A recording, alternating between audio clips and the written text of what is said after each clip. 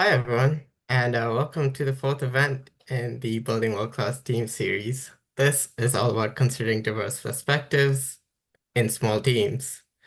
Now, before we kick off, I'd like to get a little housekeeping out of the way first. First of all, this webinar is being recorded, as I hope you've already been informed. We're using Mentimeter for the interactive portions today, and you can join using the instructions on screen or through the link in chat, which is right there.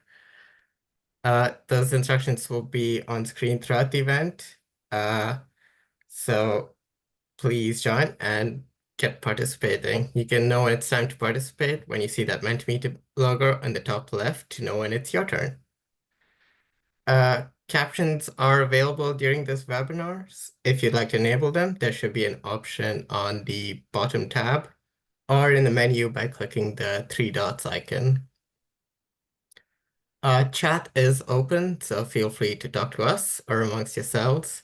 We are moderating it to keep this a safe space, and any inappropriate messages will be removed. Make sure to drop any questions into the Q&A in Mentimeter or through Zoom. We'll get to a point where the panelists have the opportunity to answer your questions, but feel free to drop a question at any point during the event. A quick hello from me. I'm Adnan, the research analyst and delivery manager at the Honeycomb Works. I'll be running the tech behind the scenes today and keeping an eye on chat if you run into any issues. But with that out of the way, I'm going to hand over to Melissa to kick us off. Over to you, Melissa. Thanks so much, Adnan. So hi, everyone. I'm the founder and CEO of the Honeycomb Works. Thank you so much for joining us today to talk about small team woes and how to think big and act big when you're still small. For those that don't know us, our mission at the Honeycomb Works is for everyone at work to feel like they belong and are free to invent. We help organizations build inclusive and innovative cultures through behavior change and data, because cultures are created habit by habit, person by person. It's the things that people do on a day-to-day basis or don't do that make some place safe for everyone to speak up, share ideas, and challenge each other to do brilliant things. And we have a platform. It looks like a honeycomb, hence the name. And for startups and scale-ups, your honeycomb is Culture Plus. And I know some folks here are members of the Culture Plus community, but some aren't. So just a quick few words about it, especially as I'll be sharing some data from it later on. So to give you some context, the Culture Plus platform helps people develop positive habits and for organizations to understand their strengths and biggest areas of risk, all while protecting individual anonymity. And now, before we go any further, you've heard a bit about us. We want to get to know you a bit more. So we've got a couple of polls that we're going to put up to get an idea of who you are and what you're doing here. And the benefit of answering these questions to you is that we'll do our best to make sure that we are covering what you need to cover and making things particularly relevant for you. So the first question is, what size is your organization? And then how long has it been going for? This is obviously the second question, particularly relevant for folks in startup and scale ups. But I know that some folks signed up who are from bigger organizations or government organizations. So, just pick the option at the further end of the scale. But we just want to get a sense of who's joining us today. So I'll give you a moment to answer, and then we're going to ask you let's see.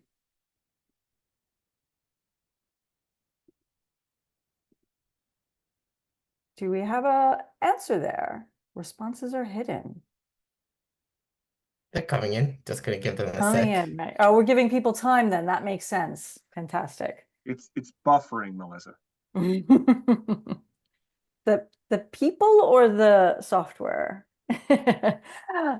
Please do pop. Yeah, if you have any challenges getting into the Mentimeter, please message us in the Zoom chat and or post in the chat. You're also very welcome to say hi and introduce yourselves in the Zoom chat as well.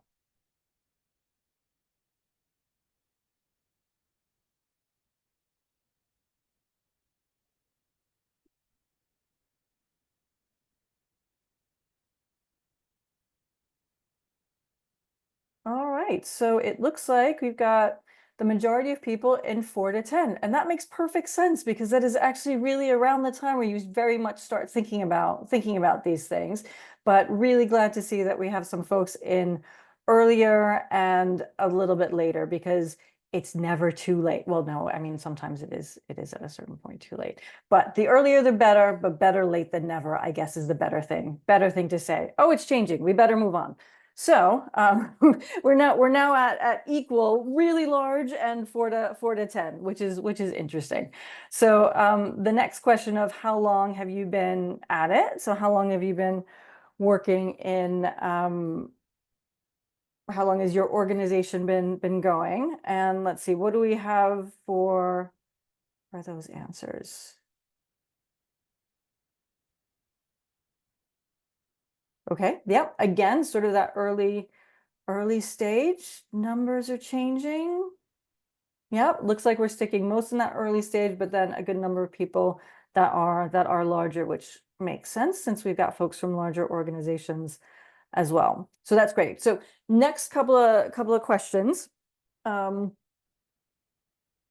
are you doing? So you've obviously signed up for a webinar with Woes in the title. So so we want to check in with you to see how it's going. Hopefully this won't be, well, an Elmo moment where we ask the question and oh dear, everybody is in a lot of trouble.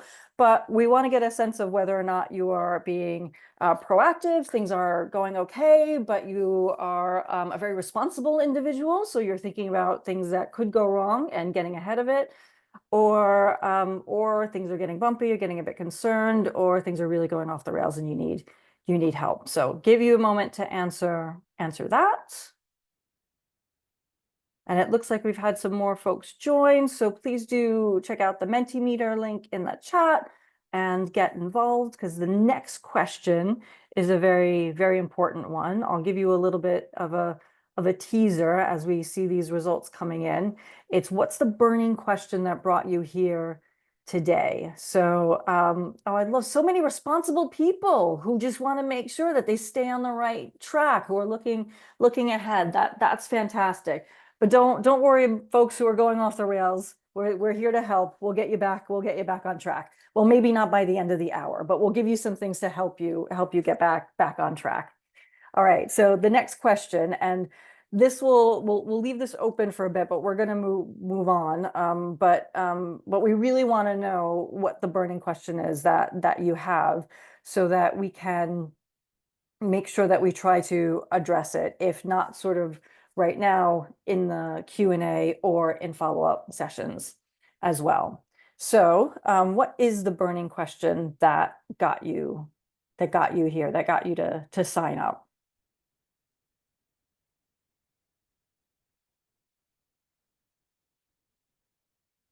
And while we have that question, okay, yep, so we got a couple of things coming in.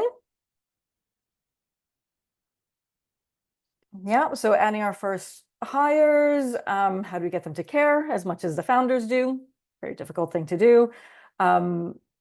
We see a lot in engineering startups, which is that we're a really specialized field, so it's actually hard to find anybody, much less a diverse group of people who have the level of knowledge that we need. And then how to keep employees motivated. Somebody wants to build world-class teams. Well, you've come to the right place. Okay, so moving on from there, we'll talk about our agenda for today. So there are two main things we're going to cover. Diversify your network, which is one of the most important things to do at the beginning when you are small. It's always important, but the most critical when you're small and starting out. And then your early stage must-haves. What's the minimum necessary, that structure that you need that will scaffold you as you go and as you grow. And when we close, we'll give you a tool to help you take action, and we'll let you pose your question to our panel of experts. And please, you can, in the Mentimeter, you can go and add those questions throughout. So there's a little Q&A button, go and do that. But speaking of our experts who you'll be able to ask, I'm going to ask them to introduce themselves now. So, oh, well, first, let me tell you, you must subscribe, please. We've got something really exciting coming in January. And if you don't subscribe, you won't get invited. It's actually in person. There will be canapes and drinks. So do subscribe. And now over to there will be a link in the chat because we went past that slide. But over to James first to introduce himself. Hi, James. Hi, Melissa. Hi, everyone. So yes, I'm James. I'm the VP of Operations and Product Owner at a cell and gene therapy scale-up at this point that's working on a wide range of things, but I have a huge passion on really getting the most out of our teams and making sure that we're creating the best working environments for everyone so that they can thrive, so that we can achieve the things that we want to do. That's fantastic. And James has actually been thinking about this since he was employee number one and building and working on this from the start. So he's the person who is walking the walk, and so wonderful to see get scale up mode. Yay! Now over to Pavneet. Thanks, Melissa. Hi, everyone. My name is Pavneet Khurana. I am an organizational psychologist and I support scaling businesses and startups on all things people, culture, and leadership, with inclusion and belonging at the core of my work. So everything I do is with a method of inclusive design. Thank you, Pavneet, and gets involved in tons of research as well. So taking a really data-driven, evidence-driven approach to it, which, you know, we love at the Honeycomb Works. And then over to Brian. Hi, everyone. I'm Brian Evia. I help people and organizations align strategy, vision, mission, leadership, culture, and HR operations. I do fractional work right now, and I'm also involved with an investment organization called Astia that invests in high-growth women entrepreneurs and gender-inclusive teams globally. Fantastic. And Brian is one of those people I've been speaking to since he was a client many years ago. And every time I speak to him, I learn something from him, and he gets me thinking about things in a different way. So wonderful group of people for you to ask questions of. So think of some good questions. But the first question, now I know you're here, so you want to be thinking about it, but I'm going to maybe give you a little extra oomph of why you should be thinking about this at this point in your early stage of your business. And in 2022, there were nearly 800,000 new business formations. That was actually a record. And might have been a post-COVID, everybody quit their jobs kind of thing. I don't know, but it was a huge amount of new business formations. But unfortunately, only 4% of those scaled beyond 10 people. And now a lot of the folks that we work with, particularly with the Culture Plus platform, are in the engineering space. And one of my favorite things to ask is, what does your company do? And it's always something like, we're going to cure cancer. Thank you, James. We're going to clean up your water. We're going to take carbon dioxide out of the air so that we can all survive on this planet. So, you know, these are organizations we really want to succeed. Like, if we're actually going to survive as a species and have a better life, we really want these organizations to succeed. So that's why we're doing this. That's why we as a group are sort of doing this work to support them. And it's really important that we get this right, because we want these companies to be successful. And you might not think that team dynamics can be an issue when you're small, or how people work together can be an issue when you're small. But I wanted to share a quote from my wife. And this was about 4 months after I started my business. And I came home one day and I said, I think we might have some culture problems. And she was pretty incredulous. She said, "You're 3 people? How could you possibly have, do you even have a culture at this? Can you even call that a culture when you're 3 people? And also, you're experts at this." So that's a little concerning. But the fact is, yes, we're experts, and yes, we care about this. So thankfully, we were able to right the ship. But when you're in an intense environment, it's high pressure, and you have people who care deeply about what you're doing, and we're all human, so things get challenging. And that's why it's important to have a plan in place to navigate through that before things get tense, so you can be successful, so you can make your way to the other side. And so the first thing I wanted to talk about is diversifying your network, because the most consistent issue we see in small teams and in the formation of businesses is groupthink. And for founders, often loneliness too. Now, for those in larger organizations, because we know we have some of those folks in, it can also be very, very lonely. I started my career as an entrepreneur, and when you're planning for territory, trying to get innovative ideas through, you might not have peers that you can trust. All that is really hard, and building that diverse network will also help you with that. And in either case, when you're doing something highly risky, who other than the people who know you and get the way you think are going to join you, usually without being paid? Who's actually going to sign up for that? It's someone you've probably known for years. They might even be related to you. We see siblings, we see married couples, we see people who've been in PhD programs together for years. So it's folks who are likely finishing each other's sentences. And before you can hire, you have to rely on these people. And that can't, to some degree, that can't be helped, right? That those are the people that are going to come with you on the journey at this stage. But if you think about not just your core team, but who are you surrounded by, they're also likely to be similar to you. There's this little thing called affinity bias, which means that we tend to spend time with people who are like us. Now, from a personal perspective, there isn't necessarily anything wrong with that. I mean, I would argue your life would be more rich if you had a more diverse group of people surrounding you, but you're going to spend time with people you share common interests with. You're going to meet people that you share common interests with. But when you're making decisions about your business and decisions that impact other people, that's when it becomes a serious issue. And when we're stressed, our brains look for shortcuts. That's essentially what biases are. So stripping away the negative connotations to it, biases are shortcuts that our brains use to come up with an answer quicker when we don't have a lot of time. So they can be useful things, but they can also be extremely dangerous and harmful things. One founder we spoke to hadn't even registered their business yet, but said to us that he knew which of his PhD students he wanted to take with him. But without a process designed to give all his PhD students the opportunity and to mitigate his bias in the choosing, he was already making a decision that might negatively impact his ability to innovate, to bring his great idea, his technology, his scientific breakthrough actually to market. And remember, this is before he even registered his business. So that's why we say the earlier you can start thinking about this, the better, because you might be making decisions that are going to impact whether your business is successful from that early stage. So diversifying your network. How do you do that? So first, we're going to start with a little exercise. You don't need the Mentimeter for this one, but I want you to take a moment and write down the 5 people you trust the most.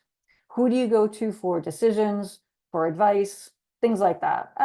In this context, we're talking about your business decisions. We're talking about the people that you go to. They might be in your organizations, they might be outside your organization. But when you need to chat with them, grab a pen or paper or notes app and just jot down who are the 5 people. It might not even be 5 people. The exercise is normally your trusted 10, but I think we all struggle to think of 10 people that we did that with on a regular basis. But so write that down. And as you're doing that, I'm going to talk a little bit about the concept of the circle of trust. So generally speaking, they're often thought of in 3 different levels or layers. You've got your inner circle, and this is the people you completely trust. You tell them the most important things in your life. You ask them for guidance, what they would do. And these are the folks who are most likely to be like you. And then you've got another circle, people who are a little bit more distant to you, but who you're still really comfortable with. You trust them to be honest with you. You trust them to keep their word on things. So you do have another level of trust, but you might not share your most intimate details with them, and you might not take their advice as deeply as you would other folks. And then you've got your outer circle, and these are your acquaintances. These are the people that you see once in a while, you say hi to. And this is actually where you might find the group of people who are most diverse. So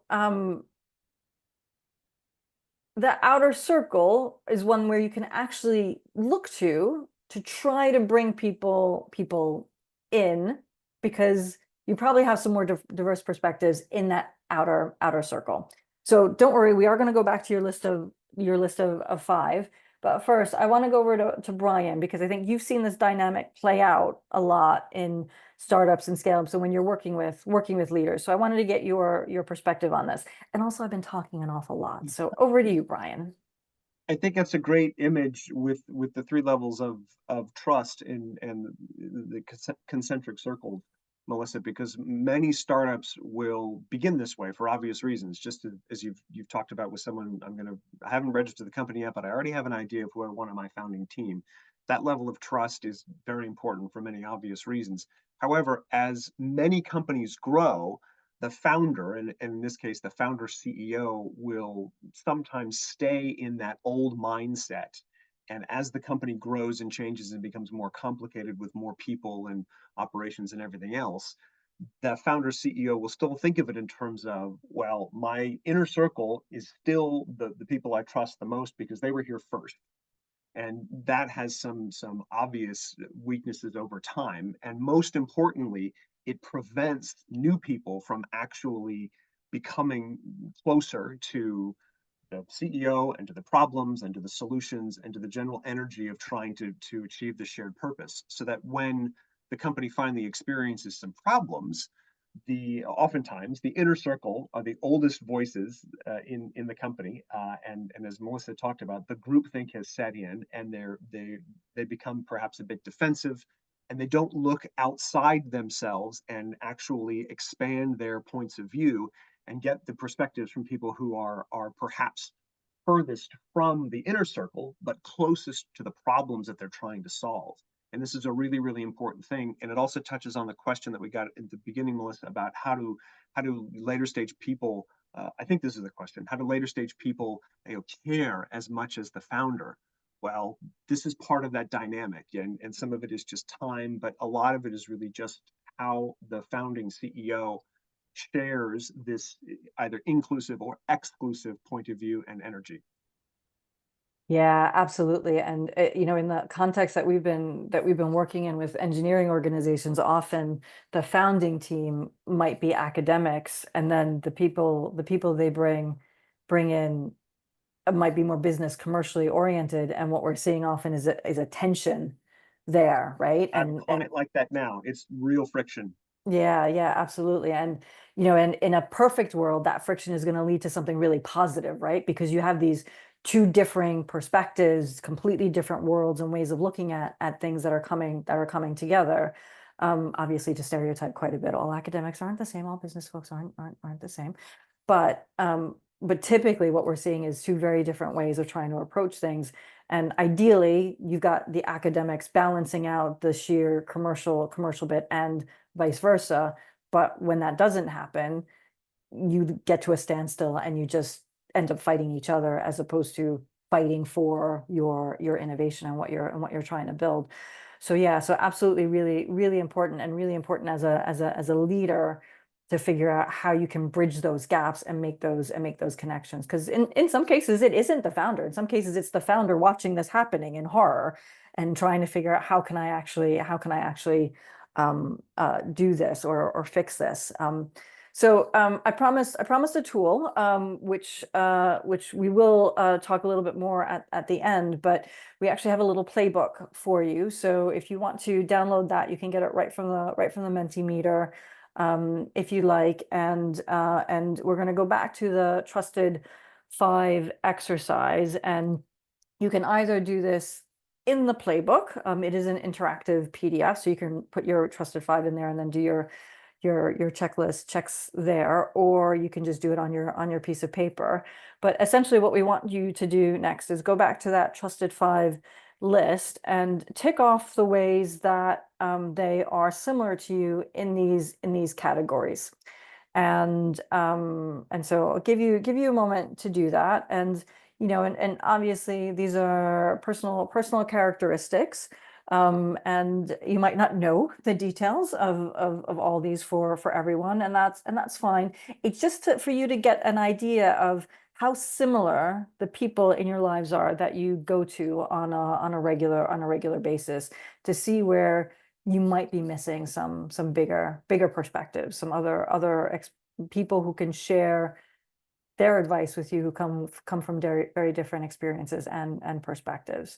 So if anyone's brave enough to share what they found when they checked that off, please go ahead and share it in the chat. But I know this one might be a little bit personal, so you might not want to, and that's totally fine.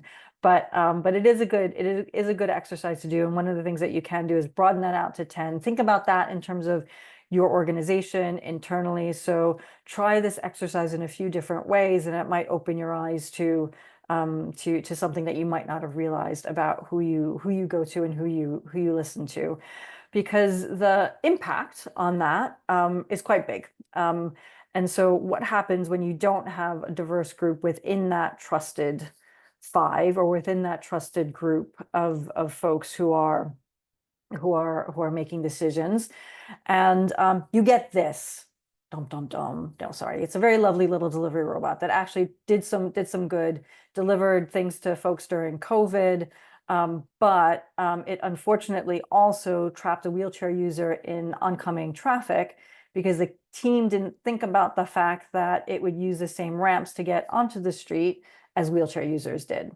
So when it confronted a wheelchair user as it was coming down the ramp, it interpreted them as an obstacle. And what was it programmed to do when it saw an obstacle? Stop. So it stopped. Light changed, and the wheelchair user was still stuck in the street.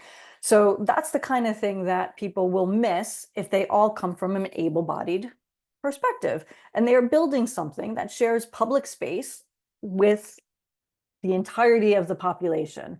So they clearly weren't representative when they came up with this idea and programmed it to perform this way. It was something they just missed, not with any bad intentions. They just missed it. Now, I can be a bit doom and gloom, so I wanted to share what to me was actually a really heartwarming story. I saw this posted on social media some time ago, and I don't know, it just felt so positive to me. And essentially it's this woman talking about how she got her boyfriend left-handed scissors, and just the absolute sheer joy he got from then cutting things. Come and watch me cut this. Do you need me to cut something for you? Is this what cutting things has been like for you the whole time? And finally, a follow-up. I keep hearing him periodically have really excited exclamations, and it's just him cutting stuff. And now I don't know if you've ever had this experience where you all of a sudden have something that was designed for you when it wasn't, and maybe you didn't even realize that you were working harder or struggling or whatnot. But then in that moment, your life just all of a sudden is like, is this what life has been like for everyone else all this times? James is nodding because I think he might be left-handed. I'm left-handed, so yes, the scissors were amazing. Life-changing. And I think when you're left-handed, I'm sure they're all like can openers, like there's a whole world of things. Everything, play settings. I've had to learn to live as a right-handed person, but now there's these adjustments. I kind of have to learn to do things in a slightly different way, but yeah.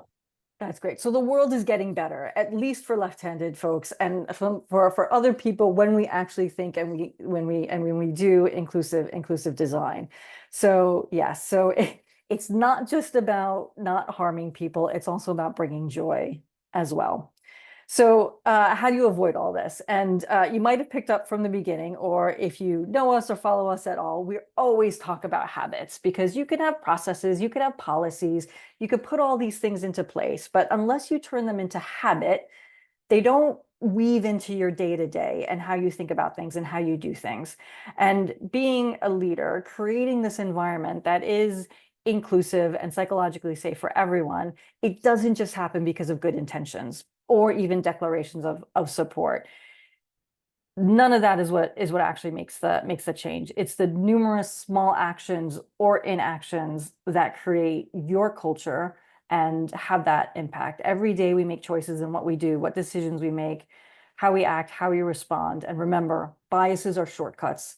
We can't think through every single thing that we do, right? I can't think through whether or not this glass of water that I just poured is still water or has turned into poison.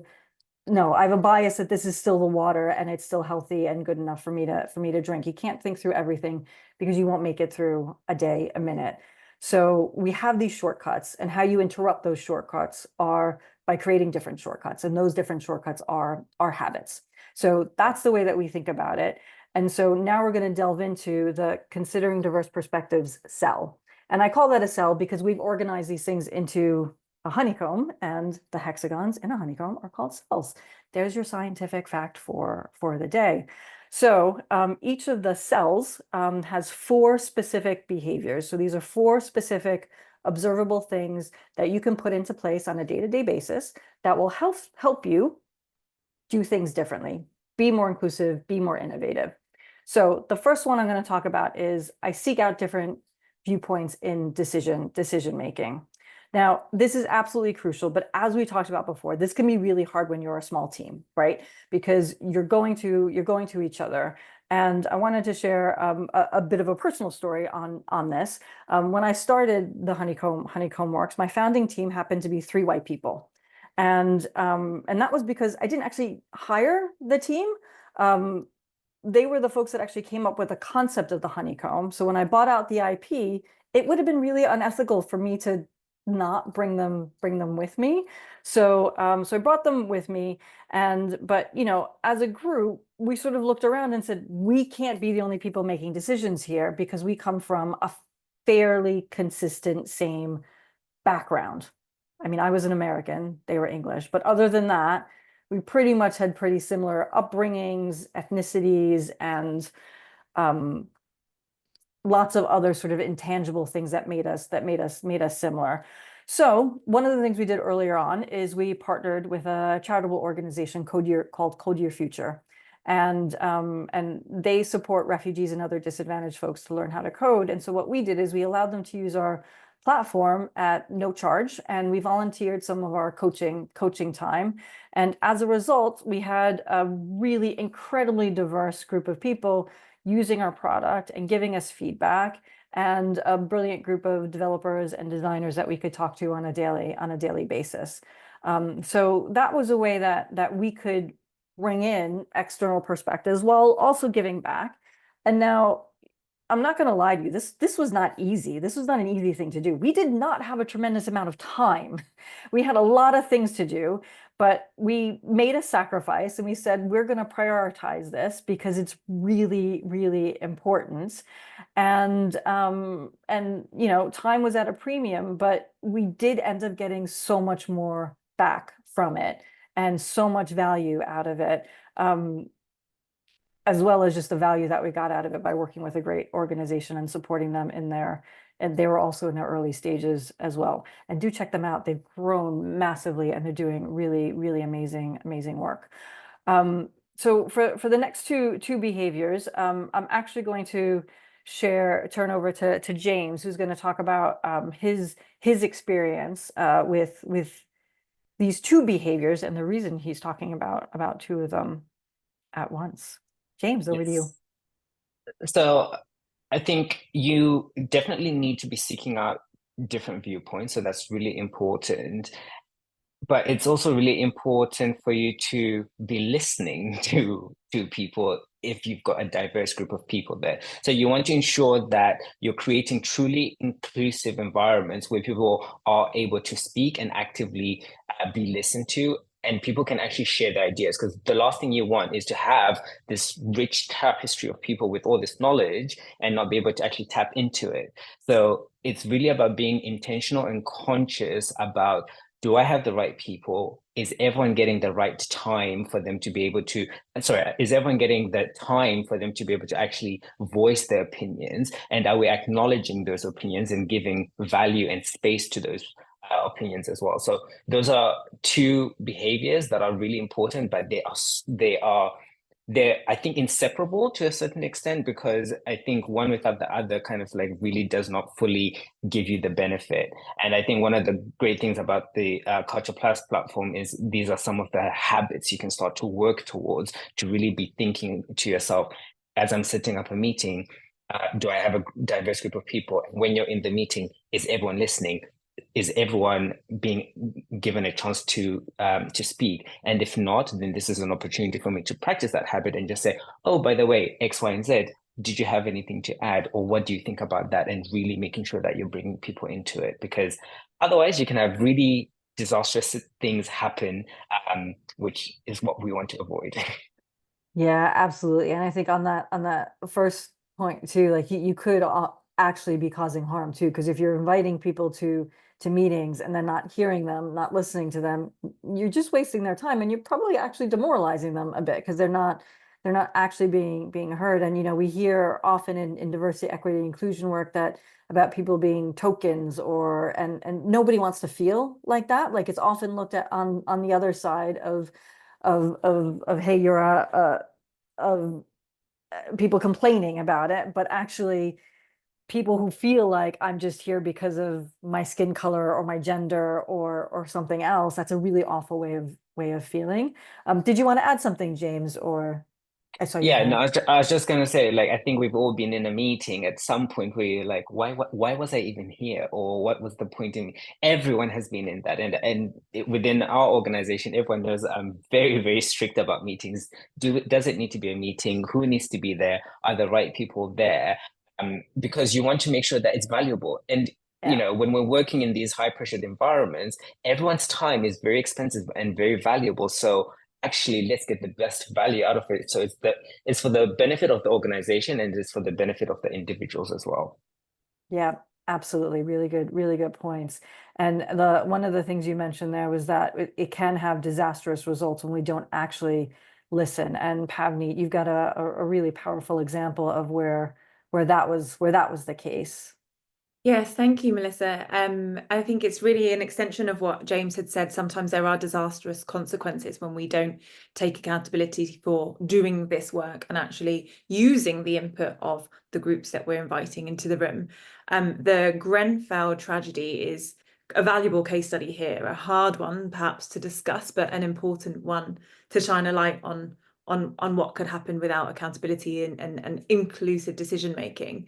So the Grenfell Action Group was a residents' association who repeatedly raised concerns about the safety of Grenfell Tower long before the fire. And the residents raised several issues, including fire safety concerns, blocked fire exits, the cladding itself, even restricted access for emergency services with, I believe it was the tenants organisation of Kensington and Chelsea. And ultimately they were highlighting design flaws, which already highlights a flaw within this process of the building design. But there were so many mechanisms that they were offered to share their voice and to share their feedback for the sole purpose for making better decisions, for the management organisation to hear their feedback and incorporate that into what they can do next. There were meetings, I think, quite frequently. There was a complaints mechanism, and I think some people even wrote blog posts to sort of shine a light. But of course, all of that was ignored, which led to the horrific disaster.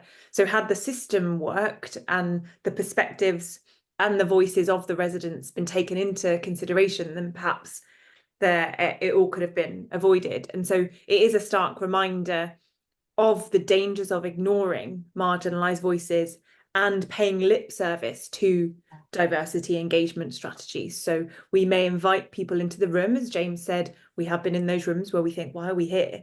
We're invited into the room, which we're sharing our energy and our time, our knowledge, our expertise, our perspectives. But all of that is ignored, and I guess the point I'm trying to make here is we can do all of these things, but without accountability to decision making, nothing we're not going to have the desired outcomes that we strive for. So we can invite people into the room, but very easily do nothing about the fact that they're contributing something quite significant to the decision outcome. Yeah, absolutely. I hadn't known that before you shared that example with me, and it makes it even more damning, what happened there, and really just absolutely tragic, right? That everything was known before, and to your point that yes, you a lot of times when I hear discussions about technology too, one of the things I hear often is it's great that we're having the conversation. And it always frustrates me because we can keep having the conversation. If we don't actually do anything about it, it doesn't matter. If we're not doing anything to mitigate the harm, it simply doesn't matter. And I think it's one of the funny things about our brains is they tend to reward ourselves by when we think about doing something good, not necessarily just when we do the good thing. So we have to hold ourselves accountable to actually take the action. So so moving on from that, I want to just cover the last piece, which is the last behavior, which is around objecting if someone is prevented from contributing their ideas. And this is actually in Culture Plus one of our bottom 4 behaviors. You could see the other 3 in the bottom 4 there. And by the way, the lowest scoring one, publicly praising other people for their work. Come on, what's up with that, folks? Say nice things about people. Get on that.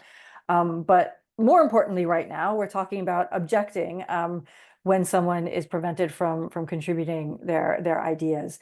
And so clearly this is not happening as much as it should. And just to say, when we ask people to score, it is about when appropriate. So that means this is happening and nobody's doing anything about it. Now, the good news is that we don't need you to be confrontational. In fact, we don't want you to be confrontational, because if I said something like, hey, Adnan, you just cut James off, that actually puts James in the very uncomfortable position of having to say something like, oh, no, that's not a problem, or saying, yeah, what was up with that? So we don't want to put James in that uncomfortable position. But what we want to say is, oh, can we go back to what James was saying? Because I wanted to hear more about that. So it makes it less awkward, more efficient, and also doesn't add othering that person and separating them out more than they have already been by being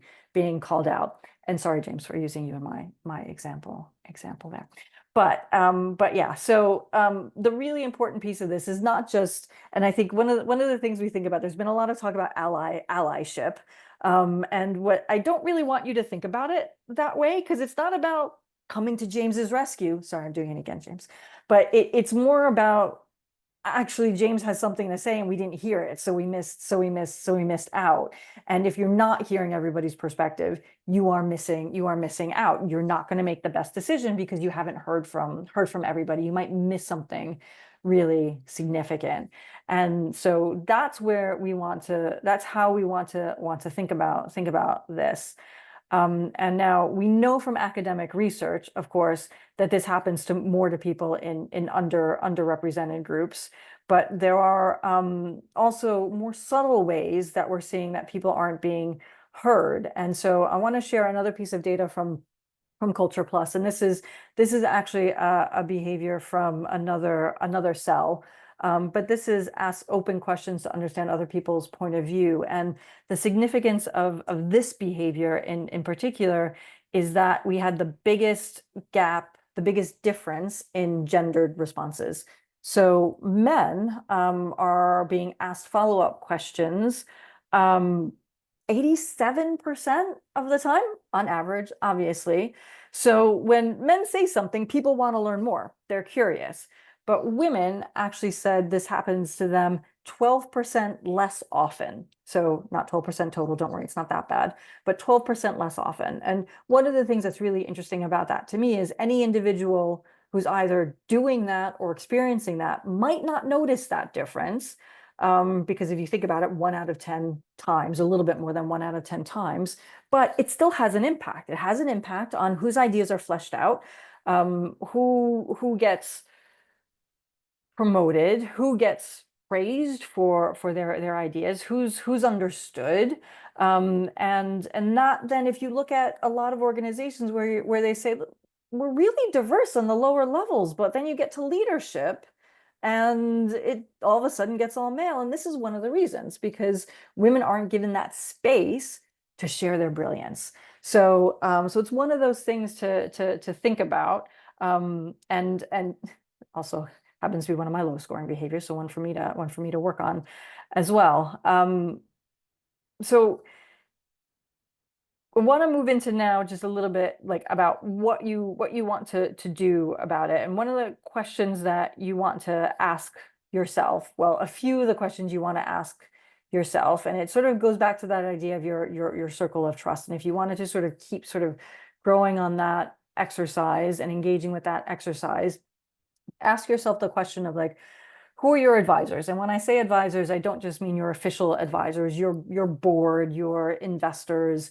I mean your personal advisors. I think, James, you said you've heard it referred to as your personal boardroom.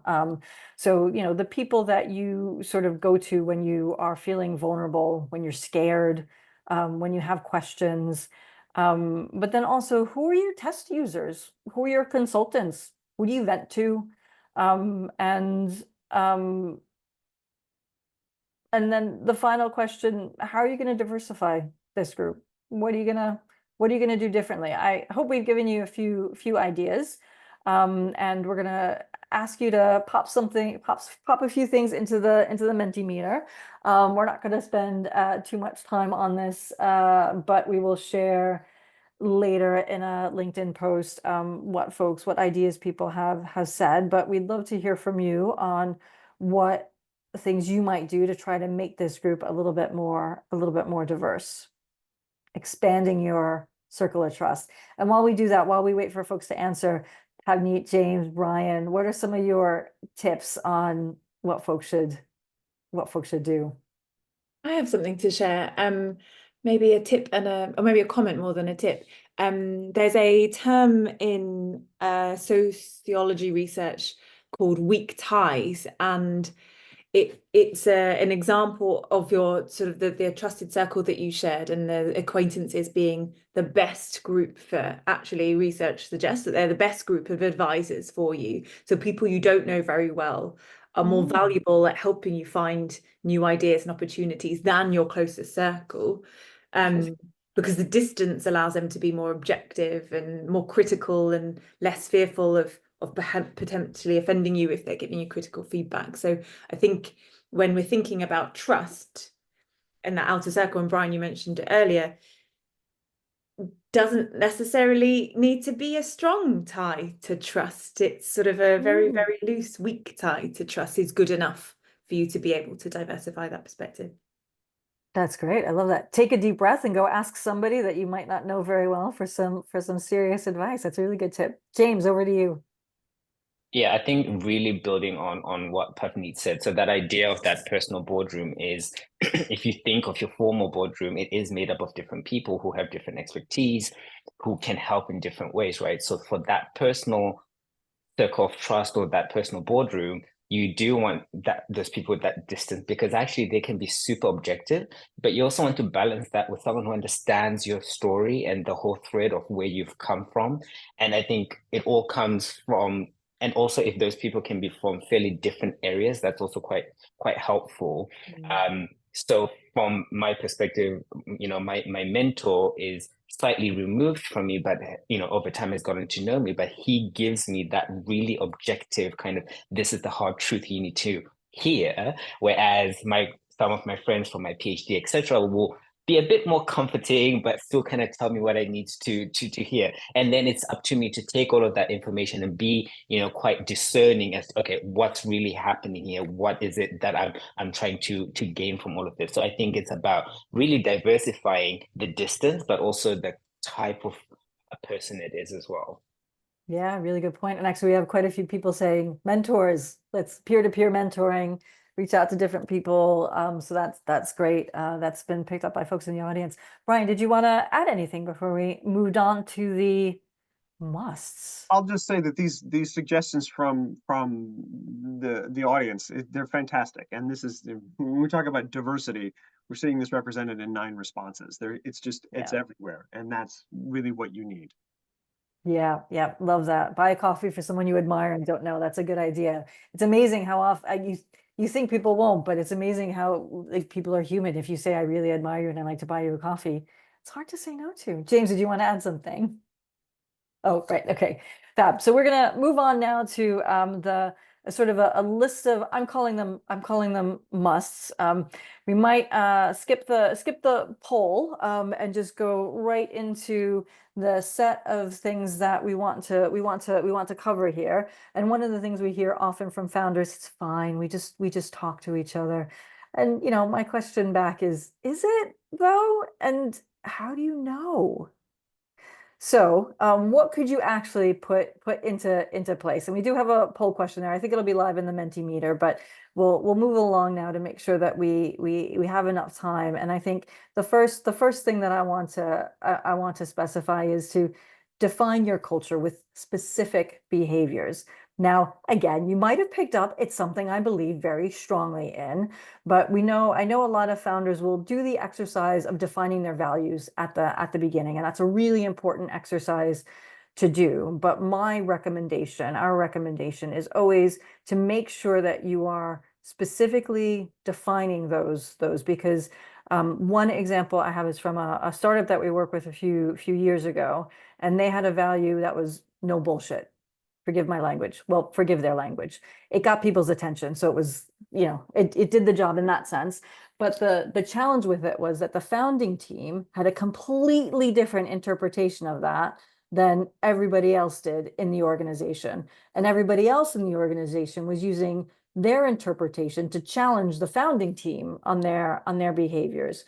So there was this fundamental disconnect in what the expectation was of behavior. So instead of something like no bullshit, you might say something like, I acknowledge the things I don't know. And I picked this, that might not be what this startup had in mind, might not be what you have in mind when you think of that as a value. But the reason I thought of this one was because I just spoke with a founder yesterday whose biggest concern was that the 2 new folks, they went from 3 to 5, and the 2 new folks they hired might not weren't feeling as confident, maybe saying, I don't know, or I need help. And that's a fairly consistent thing, right? You come into a new organization, you don't want to share what you don't know. But when you're creating a serious technological innovation that has an impact on people's health, you want people to admit when they don't know something. So this might be a core value for your organization, but it is about identifying that specific behavior. And by doing that, it also makes it much easier to challenge each other, because when you're challenging, it's about an external habit, an external behavior, an external thing that you can do. It's not about who that person is as an individual. It doesn't go to their identity. It's, hey, I think we should do this. I think we should do this differently. The next piece is structured developmental feedback. I see a lot of startups and scale-ups doing things like stop, start, continue. And while that has helped some, for a lot, they're not getting the engagement in that. And that's because people aren't trained coaches. They don't know what you should be doing differently. They might know how you're making them feel, but they won't be able to give you that specific advice on what they should be doing differently. That open questions I mentioned was one that I scored lowest on. And what I found out was when I didn't do that, I made people think that I didn't care about their opinions. But had people told me that, I would have had no idea what to do differently because I did care. So coming up with a way to do that structured feedback based on those specific behaviors is a really important point. The next piece is measuring belonging uncertainty. And that is really, really critical, because if you have a decent culture, you're going to have people who are generally somewhat positive about what you're doing. And when things are good, feel good. But the question is, if they make a mistake, if there's an error, if there's an issue, do they still feel comfortable? Because that's where you want people to feel safe to share their mistake, to learn from it, and where you'll have good, innovative cultures. So I'm going to share some of the questions that we have in our belonging survey, and you will be emailed the recording of this, so you can pause and take those down if you want. But I'm gonna highlight the second one, which is that measure of the belonging uncertainty. And now, obviously, we'd love for you to be using this in the Culture Plus platform. If you did, you'd benefit from all of our analysis as well as benchmarking against other organizations. But if you did want to steal these and use them on your own, I'm also happy with that. Not as happy, but happy with that, because you're measuring belonging. So the next piece, and the final piece that I wanna say is to build this foundation now. So if you put the processes in place when you feel like it's too early to do so, they'll already be in place when it becomes mission critical to have them. And at that stage, it's going to be really intense and difficult to put them in place.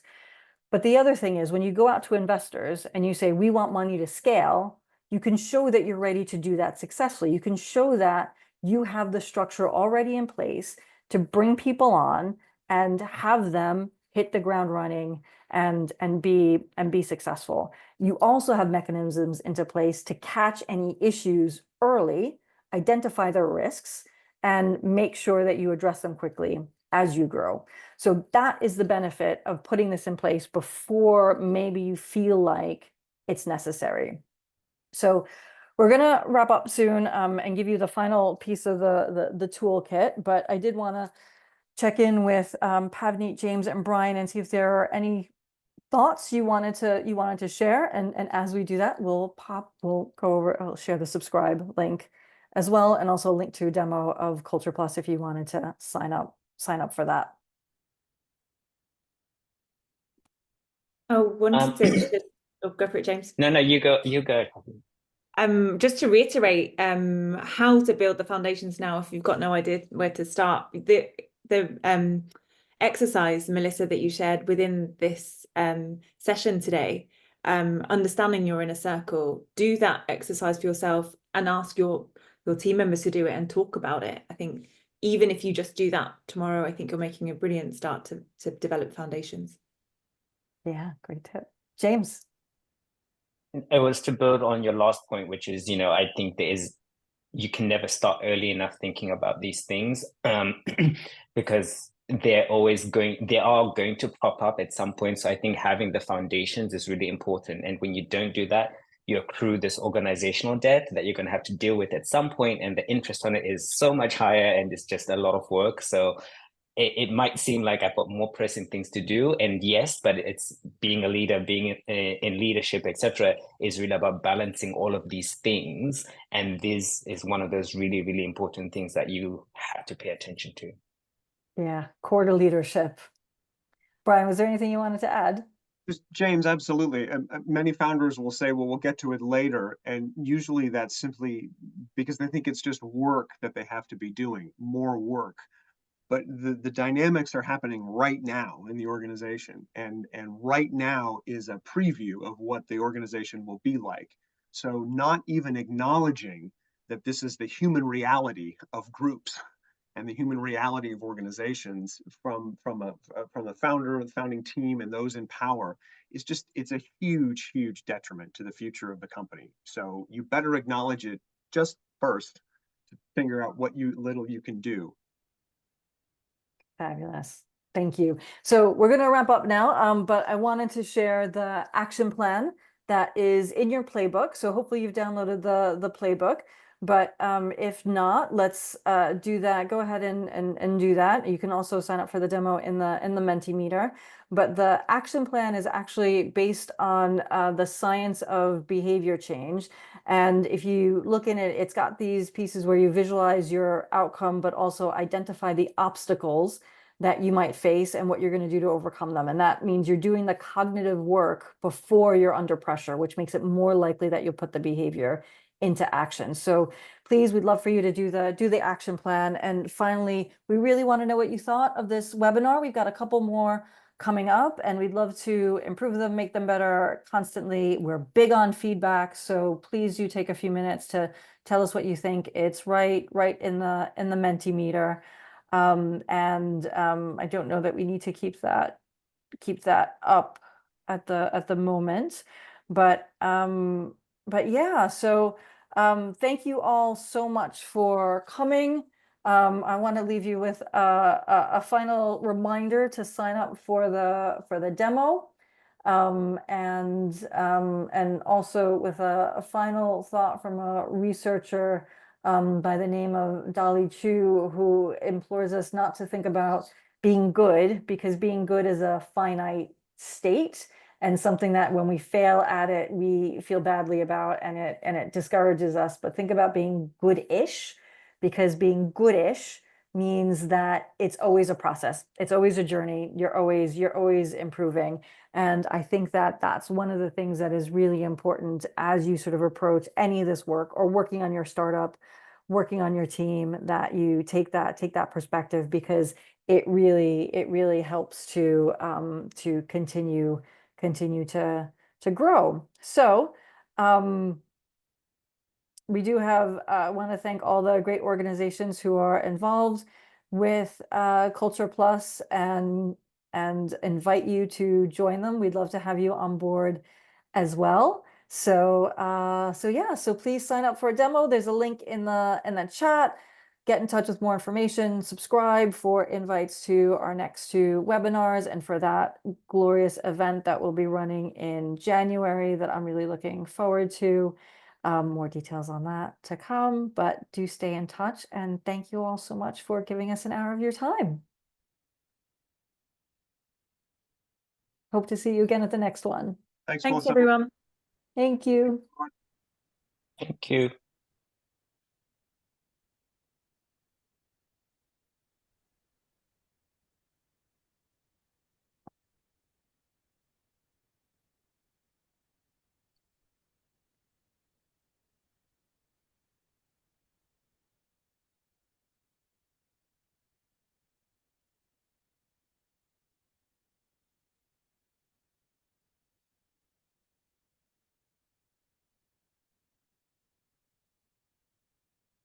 It's always nice when someone takes the time to write great session. I do always appreciate that. I'd say thank you, but they've left.